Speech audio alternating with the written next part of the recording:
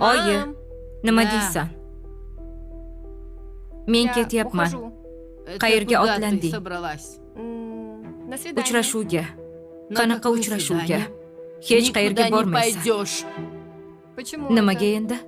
Chunki Qodirni oyisi kelib, men bilan janjal qildi.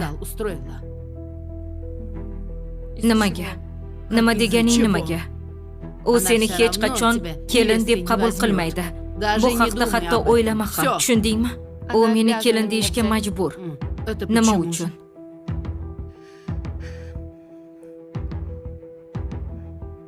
Xo'sh. Chunki men nima? Men homiladorman. Nima? Nima deding?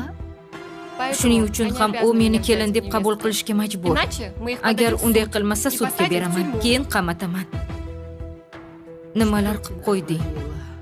Nega bu haqda menga oldinroq gapirmading?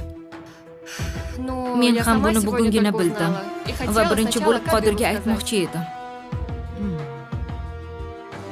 Qizim, ahmoqlik qilibsan.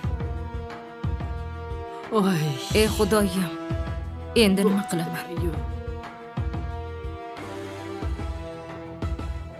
Bu yoqdan chiqib aylanishga boraylik.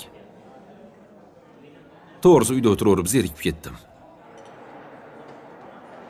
Hali ishga ham chiqqanim yo'q. Sizni ko'zingizga sovuq mumkin emas. Ozgina ayab turishingiz kerak. O'shaning uchun ozgina o'tirib, keyin uyga ketamiz. Eng achinarlisini aytaymi? Telefon ham mumkin emas. Kompyuterda o'tirish ham mumkin emas. Eng azoblisi mana shu. Soat necha bo'ldi ekan?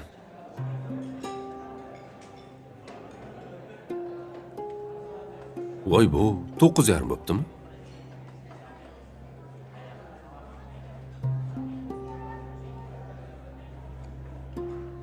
Hali ham rasm o'zgartirmaganmisiz?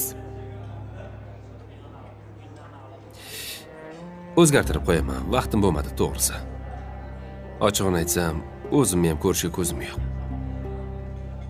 Nozima, nima deb o'ylaysan? Hamma qizlar shunaqami?